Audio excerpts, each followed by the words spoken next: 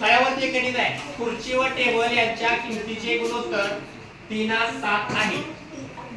टेबलाची किंमत 441 रुपये आहे, तर खुर्चीची किंमत किती? आपल्याला गुणोत्तर दिले 3:7. तर तो दिलाय खुर्ची आणि टेबलचं. सुरुवातीला काय आहे? खुर्ची आहे. खुर्ची आणि टेबलचं किती आहे गुणोत्तर? 3:7 आहे. लिहायचं खुर्चीच्या खाली खुर्ची लिहा, खुर्चीची किंमत लिहा आणि इथं टेबलाची किंमत लिहा. खुर्ची किती लिहा? 3. त्यानंतर टेबलाची किती आहे गुणोत्तर? 7. आता टेबलाची किंमत या उदाहरणामध्ये किंमत कशी दिली आहे? टेबलाची दिली आहे. टेबलाची किती आहे? 441. मग या 441 ला या 7 न भागल्यानंतर ती जी आपल्याला काय मिळेल? पट मिळेल. काय मिळेल आपल्याला? पट मिळेल. लिहायचं 441 भागिले 7.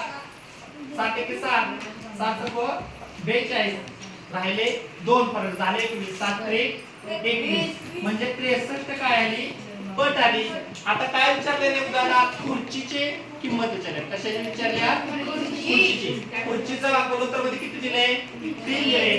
त्या पटला जी पट आल्या त्या पटला गुणिले 3 करायचं म्हणजे आपल्याला काय मिळेल? काय मिळेल? खुर्चीची किंमत. आता खुर्चीची किंमत किती आहे? 3 आहे. 3 गुणिले 63 बरोबर किती आलं बघा गुणाकार? 189. हेच तुमचं काय असणार आहे? फायनल उत्तर असणार.